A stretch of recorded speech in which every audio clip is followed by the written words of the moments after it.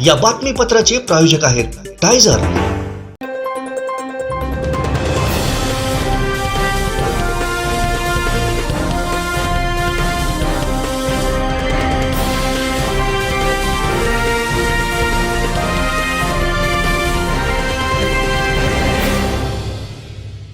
नमस्कार, आपण पाहताय कोकणचं नंबर 1 महा चॅनल कोकण 7 लाईव्ह बातमीपत्रात आपलं स्वागत। सुरुवात करूया हेडलाईन्सना।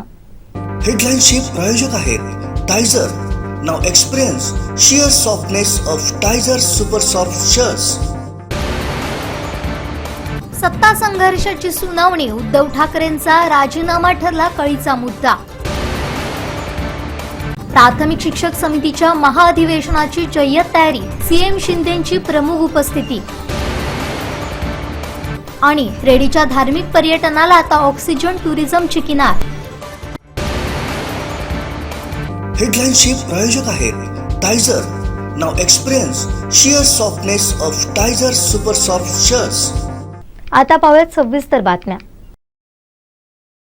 ऑट्रा बिझनेस पार्क, ओरोस फाटा, Mumbai Goa highway touch, mall, retail wholesale market, commercial residential अशा एकूण 9 विंगचा भव्य प्रकल्प, 260 दुकानगाळे आणि 56 सदनिकांचे भव्य व्यापारी संकुल, 120 स्क्वेअर फूट पासून 3000 स्क्वेअर फूट पर्यंत गाळे भाड्यानं आणि विकत मिळते। मर्यादित काळासाठी ऑफर, 10,50,000 पासून व्यापारी गाळे, सदनिका उपलब्ध, नियम आणि अटी लागू। संपर्क 8530 33 34 11। 14 फेब्रुवारी पासून महाराष्ट्रातील सत्ता संघर्षाची सुनावणी सुरू आहे। त्यामध्ये शिंदे गटाकडून हरीश साळवे आणि ठाकरे गटाकडून कपिल सिब्बल यांनी युक्तिवाद केलाय। त्यानंतर दुसऱ्या दिवशी म्हणजेच आजही हरीश साळवे यांनी कपिल सिब्बल यांच्या मुद्द्यावर आक्षेप घेत जोरदार युक्तिवाद केलाय। यामध्ये सर्वात कळीचा मुद्दा मांडलाय, बहुमत चाचणी होण्यापूर्वीच उद्धव ठाकरे यांनी राजीनामा का दिला। याशिवाय विधानसभा अध्यक्ष यांच्यावर अविश्वास प्रस्ताव आणलेला असताना त्या आमदारांना निलंबित कसे करू शकतात, असा युक्तिवाद त्यांनी केला।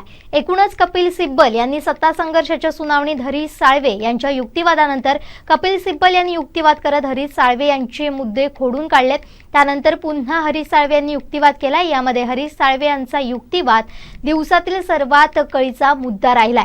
यामध्ये उद्धव ठाकरेंनी बहुमत चाचणीपूर्वी राजीनामा का दिला, अध्यक्ष यांच्यावर अविश्वास ठराव असताना अपात्रतेची कारवाई, हे 2 मुद्दे प्रामुख्याने मांडण्यात आले होते। त्यामध्ये उद्धव ठाकरे बहुमत चाचणीला सामोरे गेले नाहीत, अशावेळी राजीनामा अवैध ठरवला तर ही चर्चा योग्य असेल। शिवाय उद्धव ठाकरे यांनी बोलवलेली बैठकच अर्थहीन असल्याचा युक्तिवाद ज्येष्ठ विधिज्ञ साळवे यांनी केलाय।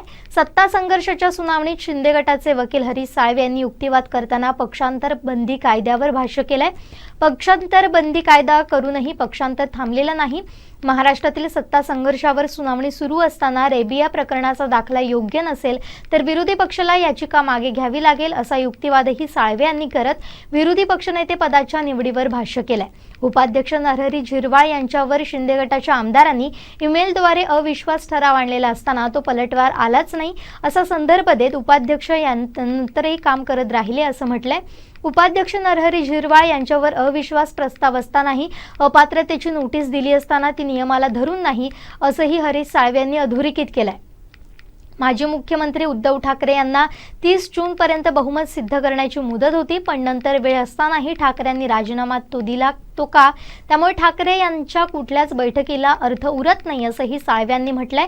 विधानसभेत 188 आमदार आहेत, त्यामध्ये महाविकास आघाडीचे 173 आमदार होते, त्यात 16 आमदारांवर अपात्रतेची कारवाई केली होती, त्यामुळे ते सरकार पडू शकत नव्हतं। उद्धव ठाकरेंना कल्पना आल्यानं त्यांनी राजीनामा दिलाय। उद्धव ठाकरे आणखीन 22 आमदारांना अपात्र ठरवण्याच्या तयारीत होते, त्यासाठी त्यांनी याचिका दाखल करण्याची तयारी सुद्धा केली होती। तो मुद्दा देखील हरीश साळवे यांनी अधोरेखित करत युक्तिवाद केलाय। हे बातमीपत्र आणि आमच्या संपूर्ण दिवसभरातले अपडेट्स आपण पाहू शकता मोबाईल ॲपवर।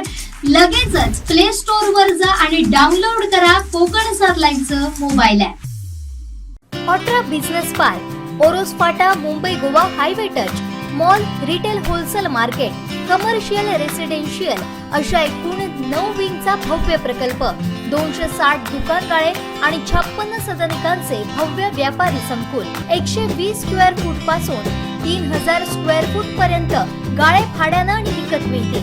मर्यादित काळासाठी ऑफर, 10,50,000 पासून व्यापारी गाळे सदनिका उपलब्ध. नियम आणि अटी लागू. संपर्क 8530 33 34 11.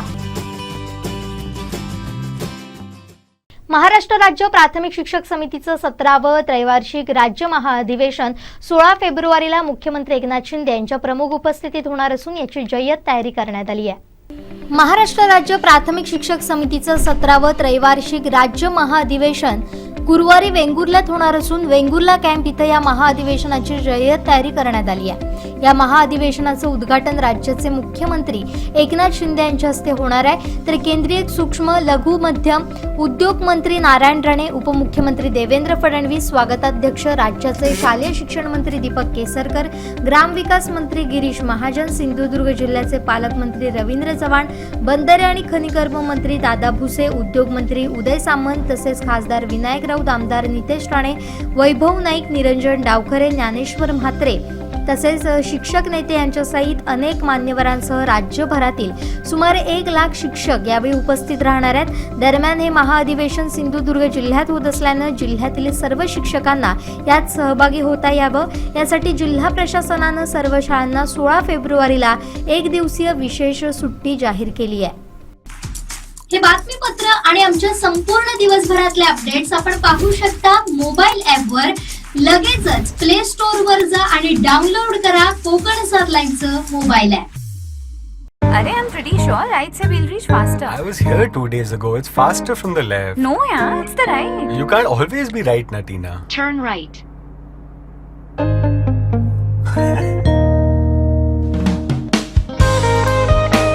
The all new Slavia. Skoda.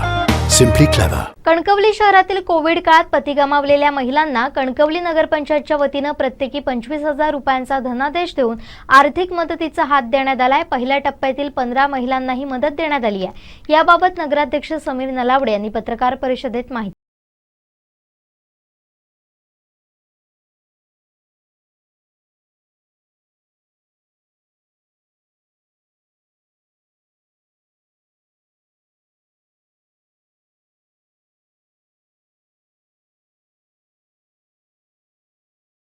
कोविडसारखी महाभयंकर महामारी आलेली होती, आपल्याला सर्वांना माहिती आहे.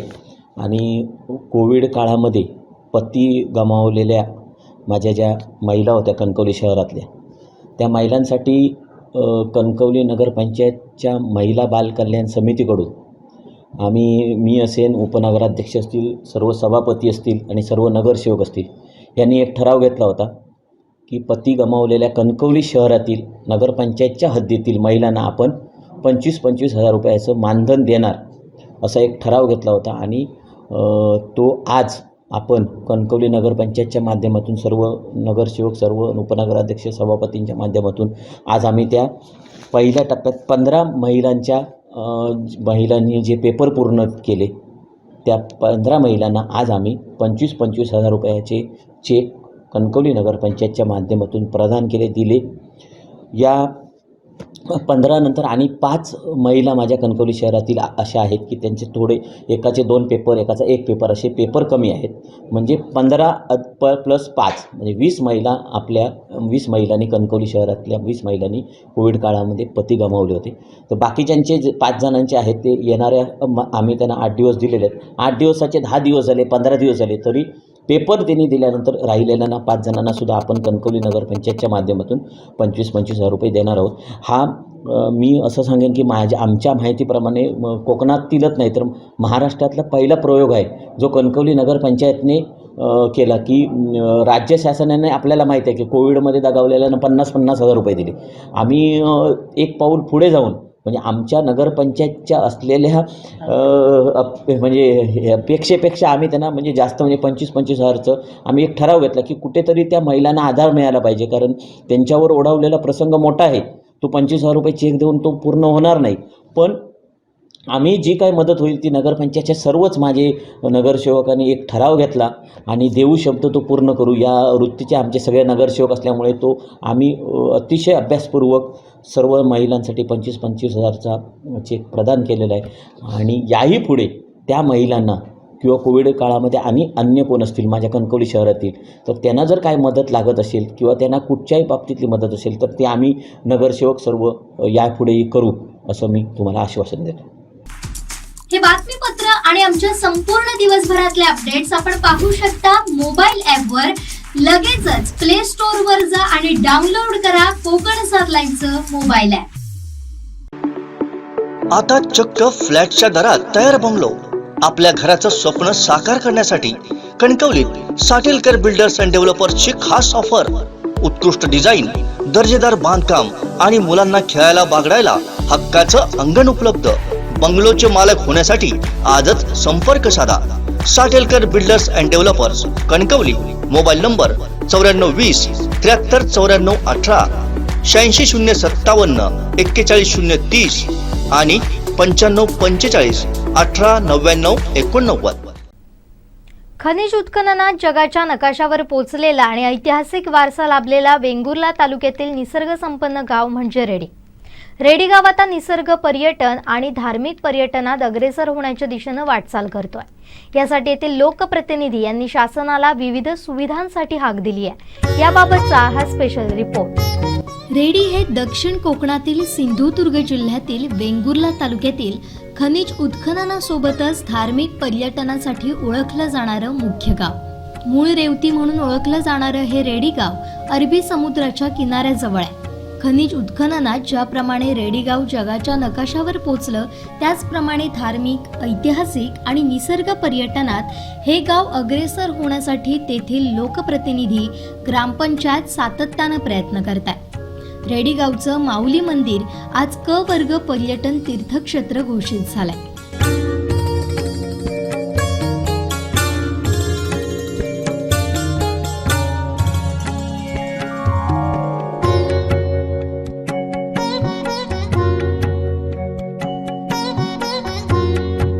गावात विविध धार्मिक स्थळं, प्रसिद्ध पांडवकालीन द्विभुज गणपती मंदिर, ऐतिहासिक यशवंत गड किल्ला,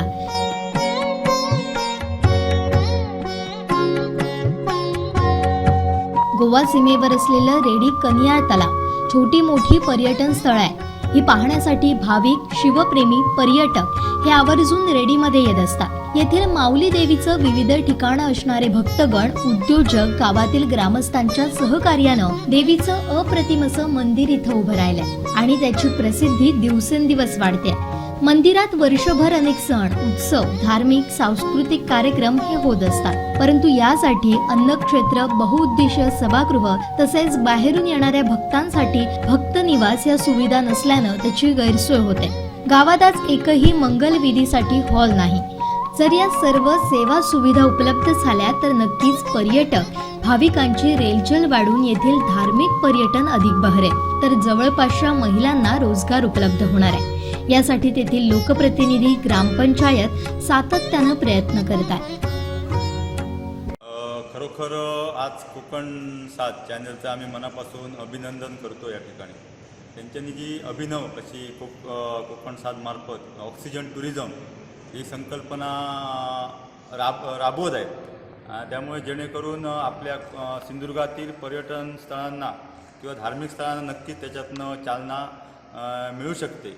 तर आज सिंधुदुर्ग जिल्हा आदरणीय राणेसाहेबांच्या प्रयत्नाने पर्यटन जिल्हा घोषित झाला आणि त्यानंतर पर्यटनाला थोडीफार चालना मिळत गेली.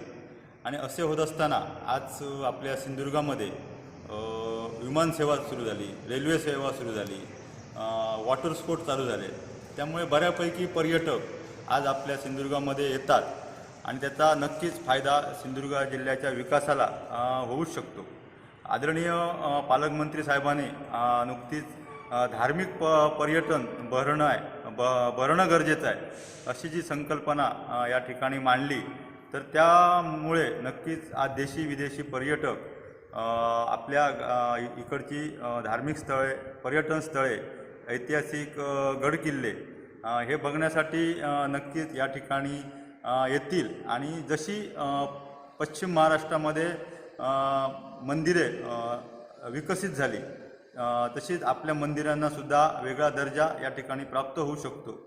आणि त्याचप्रमाणे जर एकंदरीत आजच्या आपल्या रेडी गावातली जर परिस्थिती बघितली तर ही जी धार्मिक विकासाची संकल्पना आहे त्या दृष्टीने त्याचाच एक भाग म्हणून रेडी ग्रामपंचायत किंवा आदरणीय कलेक्टर यांच्यामार्फत अन्नक्षेत्र बहुउद्देशीय सभागृह व भक्तनिवास असा प्रस्ताव या ठिकाणी पर्यटन संचालकांकडे गेलेला आहे.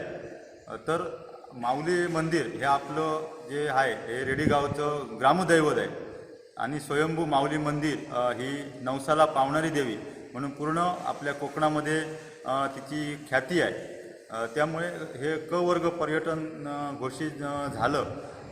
हे पर्यटन घोषित झाल्यानंतर आज बरेच पर्यटक किंवा आपले भाविक या ठिकाणी येतात.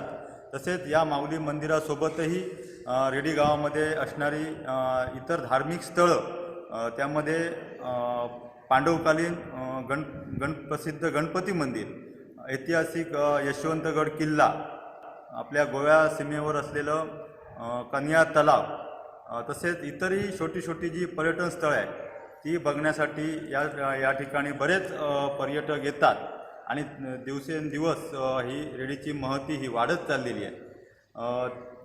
2002 किंवा 3च्या दरम्याने या रेडी गावात असणारे विविध उद्योजक, श्रीदेवी माऊलीचे विविध ठिकाणी असणारे भक्तगण, रेडी ग्रामस्थांच्या सहकार्याने देवी माऊलीचं शान अप्रतिम असं मंदिर या ठिकाणी उभे राहिले.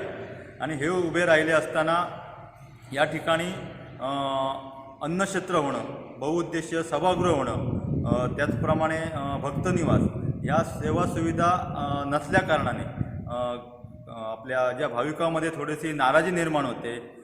ज्या आपल्या माऊली मंदिरामध्ये गेले वर्षभर विविध सण उत्सव, त्याचप्रमाणे सांस्कृतिक कार्यक्रम, धार्मिक कार्यक्रम हे नेहमी चालू असतात, परंतु ह्या सेवा सुविधा नसल्याकारणाने या ठिकाणी गैरसोय निर्माण होते. तर जर ह्या सेवा सुविधा उपलब्ध जर झाल्या तर नक्कीच यातून महिलांना एक रोजगार उपलब्ध होऊ शकतो. त्याचप्रमाणे आदरणीय पालकमंत्री महोदयांनी जी संकल्पना या ठिकाणी मांडली त्या ठिकाणी त्याला नक्कीच चालना मिळून देवीच्या देवीची प्रसिद्धी होऊन मंदिरामधच्या उत्पन्नामध्ये सुद्धा वाढ होऊ शकते. ह्या सर्व गोष्टी आहेत. तर ह्या सर्व विचार करता महाराष्ट्र शासनाच्या प्रादेशिक पर्यटन 2022-23 च्या अंतर्गत असा प्रस्ताव या ठिकाणी 2022-23 अंतर्गत प्रादेशिक पर्यटनमधून असा प्रस्ताव रेडी ग्रामपंचायत व आदरणीय कलेक्टर मॅडम यांच्याकडून पर्यटन संचालकांना गेलेला आहे. रेडी ग्रामपंचायत किंवा आमचे सर्वांचे त्या बाबतीमध्ये पूर्ण पाठपुरावा चालू आहे. त्याचप्रमाणे आदरणीय राणेसाहेब, आदरणीय दीपकभाई केसरकर, आदरणीय पालकमंत्री रवींद्र चव्हाण साहेब, आदरणीय निलेश राणेसाहेब, नितेश राणेसाहेब, भारतीय जनता पार्टीचे जिल्हाध्यक्ष प्रमोद जटर साहेब, भारतीय जनता पार्टी जिल्हाध्यक्ष तेली साहेब, प्रमोद जटर साहेब या सर्व भूमिपुत्रांना किंवा या लोकप्रतिनिधींना आम्ही सर्वांनी निवेदनं दिलेली आहे. आणि आम्ही आशा करतो की या येणाऱ्या 2022-23च्या या अर्थसंकल्पामध्ये श्रीदेवी माऊलीच्या हॉल, अन्नक्षेत्र आणि भक्तनिवास यासाठी तरतूद व्हावी आणि त्यातूनच नक्कीच पर्यटनाला आणि धार्मिक विकासाला या ठिकाणी चालना मिळू शकते असं आम्हाला या तुमच्या माध्यमातून आमच्या ही जी भावना आहे ही आज लोकप्रतिनिधी किंवा शासनापर्यंत पोचणं आज गरजेचं आहे. आणि खरोखर तुमचंसुद्धा या बाबतीत आम्ही अभिनंदन करतो. कोकण 7 चॅनलसुद्धा आम्ही या नवीन संकल्पनेबद्दल शुभेच्छा व्यक्त करतो. हजारो पर्यटक रेडी गावात दर महिन्याला असे येत असतात आणि खरोखर आज रेडी गावाची जी काही असणारी जी पर्यटनाच्या माध्यमातून आज रेडी ग्रामपंचायतकडून वेगवेगळ्या मागण्या पण आम्ही शासनाकडे करत असतो.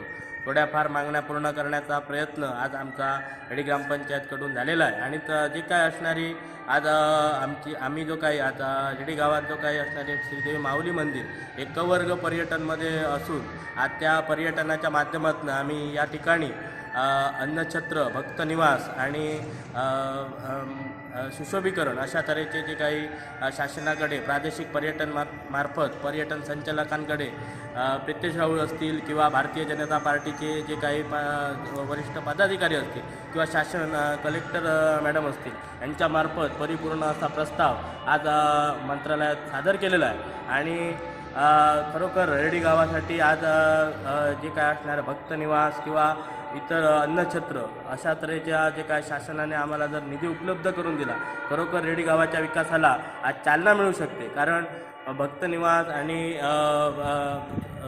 बहुउद्देशीय सभागृह येथे झाल्यास पर्यटक येथे थांबतील आणि जे काही रेडी गावातील छोटे मोठे व्यावसायिक आहेत त्यांच्या पण हाताला रोजगार मिळू शकतो, महिलांच्या हाताला रोजगार मिळू शकतो आणि रेडी गाव हा खरोखर म्हणजे जे काय असणारे धार्मिक म्हणजे आज बघायला गेलं तर श्रीदेवी स्वयंभू माऊलीचं मंदिर, गणपती मंदिर आणि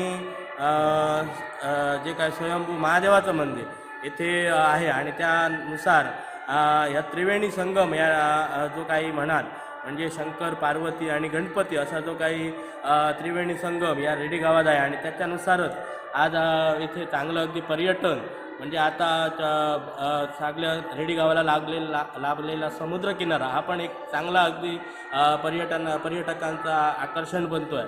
त्याच्यासाठी आम्ही जे काय असणारे रेडी गावातील पदाधिकारी किंवा रेडी गावातील जे काय असणारे सर्व आम्ही ग्रामपंचायत सदस्य किंवा ग्रामपंचायत यांच्याकडून शासनाकडे प्रस्ताव सादर केलेला आहे आणि आम्हाला अपेक्षा आहे की नक्कीच येणाऱ्या अर्थसंकल्प बजेटमध्ये आमच्या रेडी गावासाठी या पर्यटन संचालकांकडून नक्कीच असा भरघोस निधी मिळेल आणि जी काय आमची जी काय अपेक्षा आहे की येथे रेडी गावात अगदी चांगलं पर्यटनाच्या मार्फत सुधारणा व्हाव्यात त्या नक्की पूर्ण होतील आणि खरोखर आज जे काही कोकणसाथने जे काय आज अभिनव असा उपक्रम इथे राबवत आहे त्याच्यामार्फत जे काही आज छोट्या गावातील जे काय पर्यटक आणि पर्यटनाच्या दृष्टीने राबवण्यात येणारे जे काही छोटे मोठे ग्रामपंचायत किंवा पदाधिकाऱ्यांच्या संकल्पना या आज कुठेतरी शासनाकडे पोहोचवण्याचा प्रयत्न करत आहे. त्याच्यानुसार आम्ही या कोकणसाथचे अभिनंदन करतो आणि शासनाला पण विनंती करतो की जी काही रेडी गावाच्या ग्रामस्थांची आणि खरोखर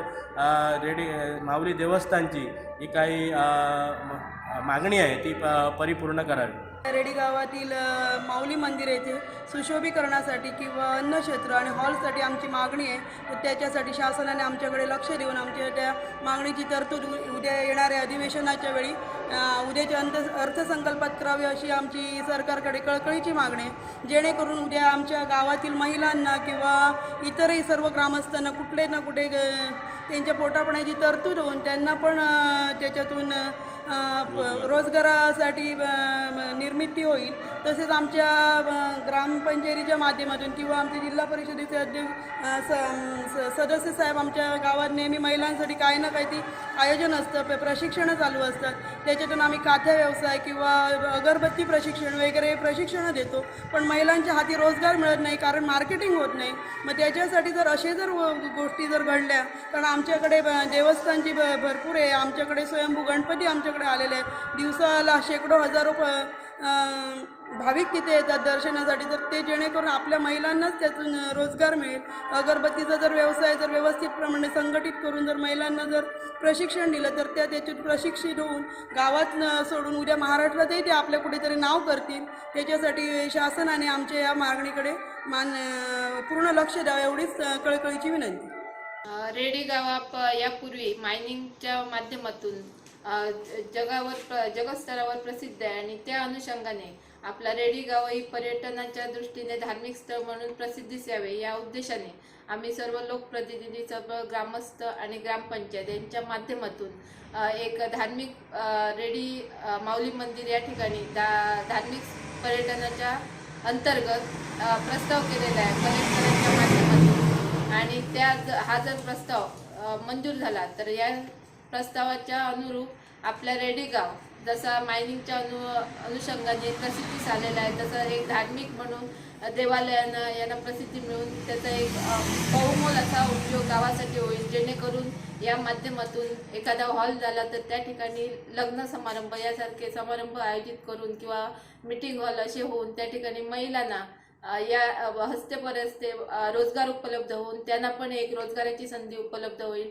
आणि या माध्यमातून रेडी गावाला त्याचा उपयोग आर्थिक स्तर उंचावण्यासाठी होईल. तरी यासाठी आमचा जो रेडीगाव ग्रामपंचायतीतून जो प्रस्ताव गेलेला आहे धार्मिक पर्यटनाच्या अंतर्गत तो प्रस्ताव लवकरात लवकर शासनाने मंजूर करून कलेक्टरांमार्फत त्याला मंजुरी मिळून शासन स्तरावर चालू वर्षीच्या बजेटमध्ये त्याची तरतूद होऊन त्याच्या खर्चासाठी होणारी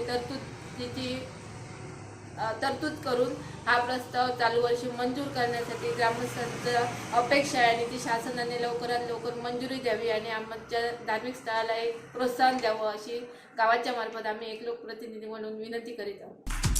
हे बातमीपत्र आणि आमच्या संपूर्ण दिवसभरातले अपडेट्स आपण पाहू शकता मोबाईल ॲपवर.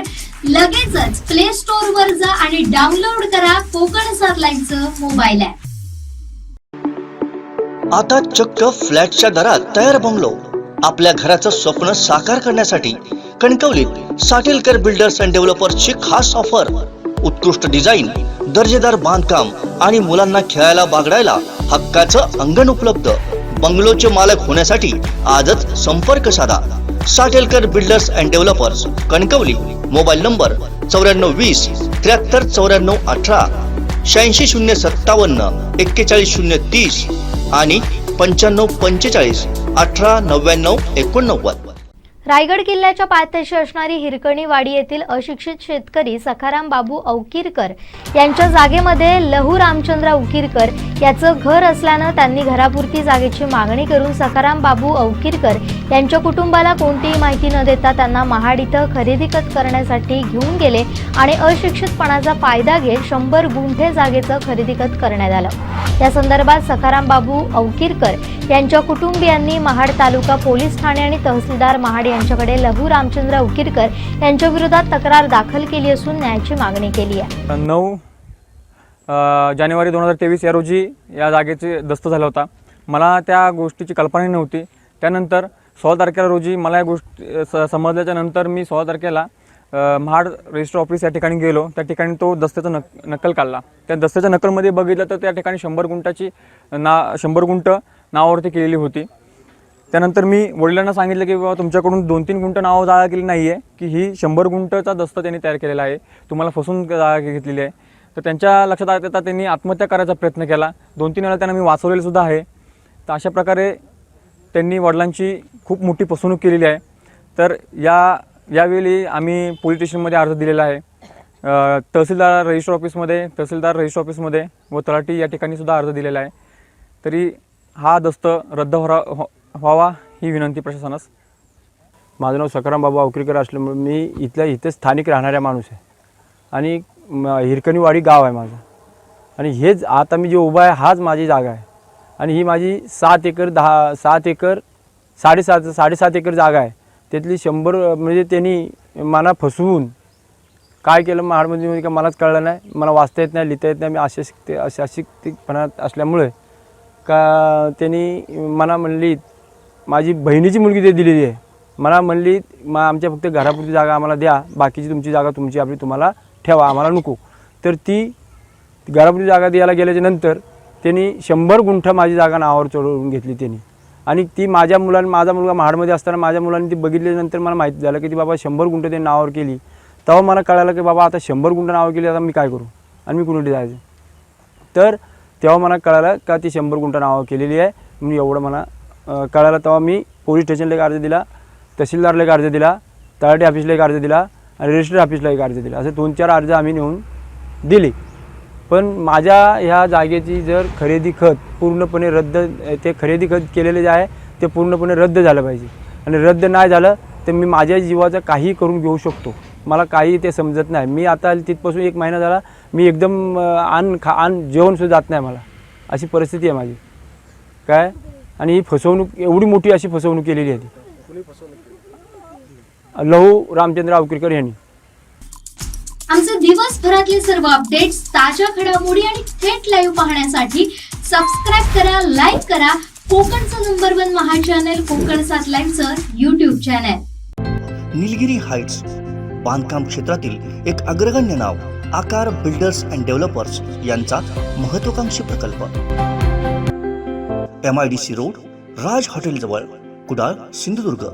बुकिंगसाठी संपर्क 94 230 52 002 आणि 99 23 90 0202. दोडामार्ग तालुक्यातील साटेली भेडशे येथील बहुचर्चित असलेल्या प्राथमिक आरोग्य केंद्राचं उद्घाटन उद्धव बाळासाहेब ठाकरेंच्या शिवसेनेकडून करण्यात आलंय. नूतन इमारत सर्व सुविधांनी पूर्ण आहे, मात्र त्याची दखल प्रशासन घेत नाही. त्याचा नाहक त्रास पंचक्रोशीतील लोकांना होतोय. त्यामुळे लोकांच्या सोयीसाठी या प्राथमिक आरोग्य केंद्राचा लोकार्पण सोहळा करण्यात आला, असं ठाकरे गटाचे उपजिल्हा प्रमुख बाबूराव धुरी यांच्याकडून सांगण्यात आलं. यावेळी साटेली भेडशी उपसरपंच गणपत डांगी, माजी उपसभापती सुनंदा धरणे, माजी नगराध्यक्ष लीना कुबल, तालुकाध्यक्ष संजय गवस, युवासेना प्रमुख मदन राणे, श्रेयाली गवस, विनीता घाडी, संदेश वरक, संदेश राणे तसेच पंचक्रोशीतील ग्रामस्थही मोठ्या संख्येने उपस्थित होते. जोपर्यंत रुग्णालयाचं कामकाज करून होत नाही, तोपर्यंत रुग्णांना सेवा देत नाही, तोपर्यंत इथून हटणार नाही, असंही धुरी यांच्याकडून सांगण्यात आलंय. साटेली भेडशी प्राथमिक आरोग्य केंद्राचं लोकार्पण सोहळा हा सर्व ग्रामस्थांच्या या परिसरातल्या प्रमुख नागरिकांच्या उपस्थितीमध्ये या ठिकाणी पार पडलेला आहे. आज लोकार्पण झाल्यानंतर चांगली आरोग्य सुविधा या प्राथमिक आरोग्य केंद्रात मिळेल अशा प्रकारची आम्ही आशा व्यक्त करत आहोत. सकाळी जिल्हा आरोग्य अधिकारी डॉक्टर खलिते साहेब यांच्याशी बोलणं झालं आणि त्यांना आम्ही सूचित केलं की लोकार्पण सोहळा करण्याची आम्ही गेले वर्षभर वाट पाहत होतो, परंतु आपल्याकडनं जे झालं नाही ते आम्हाला शेवटी करावं लागलं आणि तात्काळ या ठिकाणी जे काय वैद्यकीय सुविधा सुरू करणं गरजेचं आहे ते आताच सुरू करा. जोपर्यंत इथल्या वैद्यकीय सुविधा ह्या प्राथमिक आरोग्य केंद्रामध्ये सुरू होत नाही तोपर्यंत आम्ही इथून हलणार नाही, अशा प्रकारचा इशारा माहिती पण त्यांना आम्ही दिलेली आहे. आता लोकार्पण सोहळा झाल्यानंतर इथले नागरिक आपापल्या घरी जातील, मात्र प्रमुख पदाधिकारी ह्या ठिकाणी जोपर्यंत ह्या ठिकाणी ज्या मूलभूत सुविधेसाठी डॉक्टरसह या ठिकाणी उपचार सुरू होत नाहीत तोपर्यंत आम्ही या ठिकाणी हलणार नाही. आजचं आमचं हे धरणं आंदोलन असेल आणि उद्यापासून ह्या ठिकाणी आम्ही उपोषणाला सुरुवात करणार आहोत. आणि हे सर्व करत असताना जर काहीतरी अनुचित प्रकार घडला तर त्याला जिल्हा आरोग्य अधिकारी आणि संबंधित अधिकारी जबाबदार राहतील, अशा प्रकारच्याही सूचना आपल्या मीडियाच्या माध्यमातून आम्ही करत आहोत. हे बातमीपत्र आणि आमच्या संपूर्ण दिवसभरातले अपडेट्स आपण पाहू शकता मोबाईल ॲपवर. लगेचच प्ले स्टोअर वर जा आणि डाउनलोड करा कोकण 7 लाईव्हचं मोबाईल ॲप. अरे I'm pretty sure right say we'll reach faster. I was here 2 days ago. It's faster from the left. No यार, it's the right. You can't always be right, Natina. Turn right.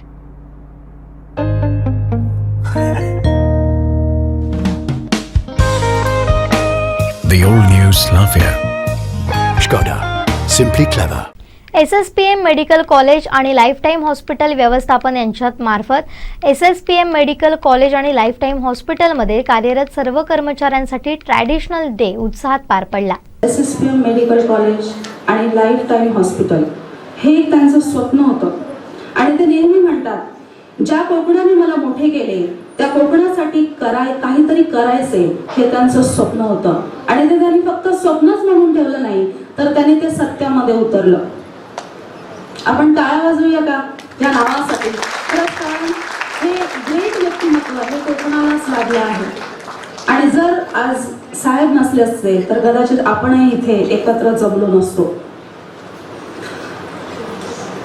त्याचप्रमाणे आज आणखी एका व्यक्तिमत्वाविषयी मला बोलायला आवडेल, पण तत्पूर्वी आणखी एक गोष्ट की लाईफटाईम हॉस्पिटल पडवे याबद्दल मला सांगावंसं वाटेल की खरंच साहेबांनी याच्यासाठी खूप कष्ट आणि खूप मेहनत घेतली आहे आणि कोविडच्या क्षेत्रामध्ये ज्या वेळेला काहीही नव्हतं, म्हणजे अख्खा जग ज्या वेळेला जागतिक समस्येतून जात होता त्यावेळेला की SSPM मेडिकल कॉलेज आणि लाईफटाईम हॉस्पिटल हा एकच असं आशास्थान सर्वांसाठी या कोकणवासियांसाठी होतं. कारण जसं बघायला गेलं तर लोक मरणाच्या दारामध्ये होते, मृत्यूच्या दारामध्ये होते, परंतु कोकणवासियांसाठी हा एक आशेचा किरण असा होता. वैभववाडीमध्ये सुरुवातीला 700 लस मोफत देण्यात आला साहेबांतर्फे आणि ही खूप एक मानाची गोष्ट आहे. आणि सांगायचं तर कोविड क्षेत्रामध्ये बरेच जणांचे जॉब्स गेले आहेत, बरेच जणांचे पगार मिळाले नाहीत, काही जणांना कमी पगारामध्ये काम करावं लागलं, काही जणांना जॉब सोडून यावं लागलं. परंतु SSPM मेडिकल कॉलेज आणि लाईफ टाईम हॉस्पिटल हे एकमेव स्थान असं होतं जिथे कुठल्याही एम्प्लॉईजला, कुठल्याही काम करणाऱ्या व्यक्तीला, स्टाफला ह्या परिस्थितीला सामोरं जावं लागलं नाही. आणि त्यावेळेला त्यांचा महिन्याचा पगार नेहमी ठरलेल्या तारखेला त्यांना मिळत होता. आणि हे खरंच साहेबांविषयी खरंच सांगायचं तर खरंच खूप कमी आहे. हे जे मी बोलत आहे थोडके शब्द आहेत, परंतु त्यांच्याविषयी सांगायचं तर खूप कमी आहे. आणखी एका व्यक्तिमत्वाविषयी मला बोलायला आवडेल, म्हणजे त्या आपल्या सर्वांच्या हव्याशा आणि लाडक्या अशा आसावरी मॅडम यांच्याविषयी. आणि जसं जहाजाला एक कॅप्टन असतो त्याप्रमाणे एक कॅप्टन प्रमाणे ते नेहमी म्हणजे ज्या वेळेला केंद्रीय मंत्री माननीय नारायणरावजी राणे साहेब हे ज्या वेळेला केंद्रीय मंत्री झाले त्यावेळेला त्यांना सगळ्याच गोष्टी पाहणं शक्य नव्हतं. परंतु ज्या वेळेला आसावरी मॅडम इथे आला तेव्हा त्यांनी जी ह्या हॉस्पिटलची आणि कॉलेजची जी धुरा सांभाळली ती अगदी वाखाणण्याजोगी आहे. आपण त्यांच्यासाठी जोरात टाळ्या वाजवूया. आसावरी मॅडमना आपण बऱ्याचदा वेगवेगळ्या रूपामध्ये पाहिलं आहे, वेगवेगळ्या गोष्टीमध्ये त्यांना अनुभवलं आहे. एका आईप्रमाणे, एका बहिणीप्रमाणे, कधी एका मुलीप्रमाणे त्या नेहमी आपल्याला वेगवेगळ्या रूपामध्ये दिसल्या आहेत. आणि एक जसं जहाजाला सुकाणू असतो त्याप्रमाणे या हॉस्पिटलला आणि कॉलेजला त्यांनी एक दिशा देण्याचं काम उत्तम रीतीने केलं आहे. म्हणून त्यांच्या नावाला आपण यावेळेस जोरदार टाळ्या वाजवूया. आसावरी मॅडमसाठी एक खास शब्द मी म्हणू इच्छिते. फुले नित्य फुलतात, ज्योती अखंड उजळतात, आयुष्यात चांगली माणसं नकळत मिळतात. तोडणं हा क्षणाचा खेळ असतो, पण जोडणं हा संपूर्ण आयुष्याचा मेळ असतो. आणि खरंच आसावरी मॅडमने एक जसं मोती एका साखळ्यामध्ये गुंफला जातो त्याप्रमाणे प्रत्येक स्टाफला त्यांनी मायेने, प्रीतीने ते जोडून ठेवलेलं आहे. आणि म्हणून त्यांच्यासाठी खास. डिपार्टमेंटला जेव्हा आले तेव्हापासून सगळ्या डिपार्टमेंटची लोकंसुद्धा इतकी मनमोकळी आणि छान आहेत की मला असं नाही वाटलं की मी इथं नवीन आहे आणि ही लोकं मला माहिती नाही आहेत. अगदी ऑफिसमध्ये डीन ऑफिसमधले लोकंसुद्धा समीर काळे सर, डीन सर हे सगळेजण इतके छान मोकळेपणाने बोलतात की मला माझ्या काही समस्या त्यांच्यापुढे मांडायच्या असतील, मला जर माझ्या डिपार्टमेंटसाठी काही करायचं असेल तर मी अत्यंत मनमोकळेपणाने त्यांच्याशी बोलू शकते आणि ते अगदी त्वरित त्या समस्या सोडवण्यासाठी प्रयत्न करतात. मला असं वाटतं की हा माझा छोटासा अनुभव आहे आणि मला नक्की वाटतं की हाच अनुभव मला आता पुढची सगळी वर्ष येत राहील.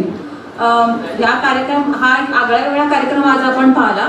आपण आतापर्यंत अनेक कार्यक्रम आणि सोहळे तसे सादर केलेले आहेत आपल्या कॉलेजमध्ये, पण हा वेगळाच कार्यक्रम आज अनुभवला आणि खरोखरच मन भरून आलेलं आहे की असंही एक कौतुक होऊ शकतं एखाद्या व्यक्तीचं आपल्या कॉलेजमध्ये. आणि हा खरोखर खूपच कौतुकास्पद आणि छान कार्यक्रम होता आणि ह्याच्याबद्दल आम्हाला खरंच आमच्या मॅडमचं कौतुक करावं असं वाटतं की त्यांनी आमच्यासाठी इतकं केलंय, तर आम्ही आमच्यापर्यंत जे काय होईल आमच्याकडून जे शक्य होईल ते करत राहू याच्याबद्दल मी खात्री देते.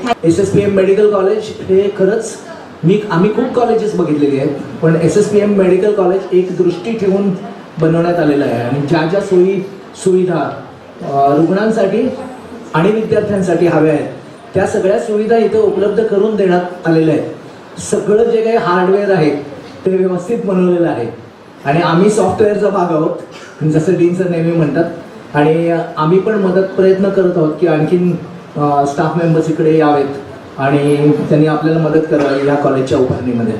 तर मी आपणा सर्वांचं अभिनंदन करतो की आपण एका चांगल्या संस्थेमध्ये आहात आणि चांगल्या संस्थेमध्ये काम करत आहात आणि सिक्युरिटीपासून ते हॉस्पिटल स्टाफमधल्या प्रत्येक माणसापर्यंत सगळ्यांचे मी आमच्या फार्माकॉलॉजी डिपार्टमेंटच्या वतीने मनापासून आभार मानतो. सगळ्यांना मी आधी अभिवादन करते आणि आजच्या ह्या खूप मनोरंजक आणि अनएक्सपेक्टेडली इतक्या इंटरेस्टिंग दिवशी तुम्हा सगळ्यांना मी पुन्हा एकदा अभिवादन करते. सर, आजच्या या उत्सवाचे निमित्त साधून मी तुम्हाला सांगू इच्छिते की मी इथे गेली 4.5 वर्ष, इनफॅक्ट या हॉस्पिटलचा जो ओपनिंग दिवस होता त्या दिवशी सुद्धा मी इथे होते आणि तेव्हापासून मी इथे आहे. माझा इथला अनुभव खूप चांगला आहे. अगदी स्टार्टिंगपासून मी असं म्हणणार नाही की there have not been any difficulties, पण I have managed to overcome these difficulties with the help of all my superiors. After the initial few hurdles, we have managed to overcome all these hurdles and now we are here.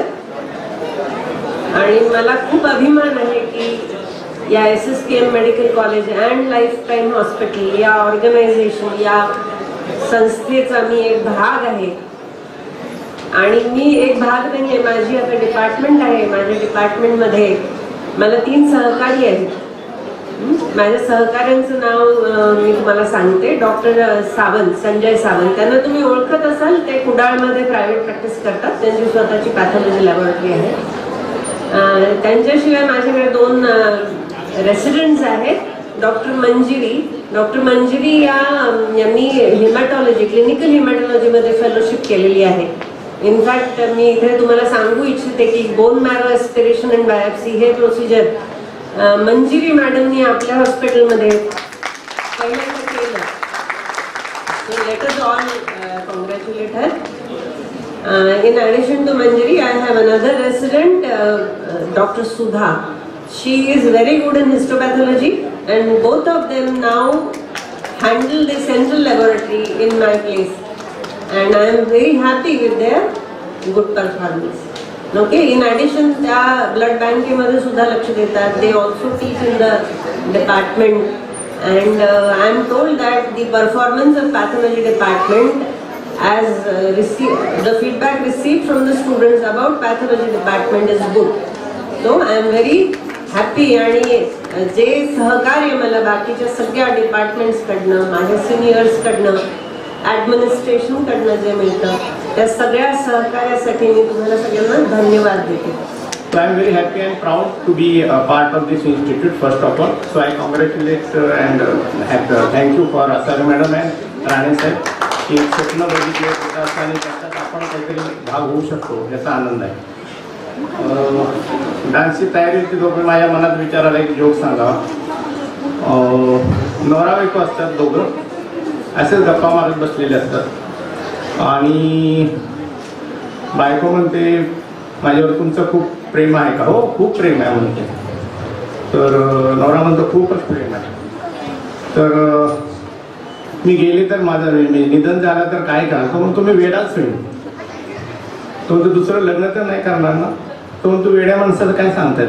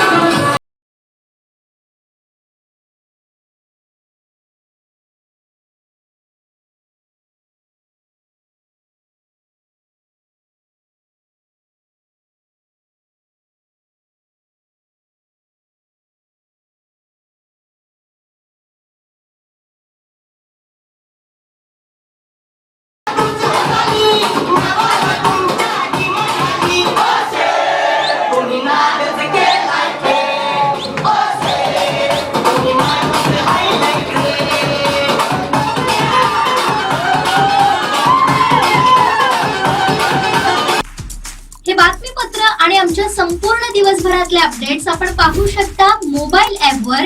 लगेचच play store वर जा आणि download करा कोकण 7 लाईव्हचं mobile app. शेवटी ठळक घडामोडी पुन्हा एकदा. हेडलाईन्सचे प्रायोजक आहेत Tiger. Now experience sheer softness of Tiger Super Soft Shirts. सत्ता संघर्षाची सुनावणी, उद्धव ठाकरेंचा राजीनामा ठरला कळीचा मुद्दा. प्राथमिक शिक्षक समितीच्या महाअधिवेशनाची जय्यत तयारी, सीएम शिंदेंची प्रमुख उपस्थिती. आणि रेडीच्या धार्मिक पर्यटनाला आता ऑक्सिजन टुरिझमची किनार. हेडलाईन्सचे प्रायोजक आहेत Tiger. Now experience sheer softness of Tiger Super Soft Shirts. बातमीपत्रात वेळ झाली इथेच थांबण्याची. पाहत राहा कोकणचं नंबर 1 महा चॅनल कोकण 7 लाईव्ह. धन्यवाद.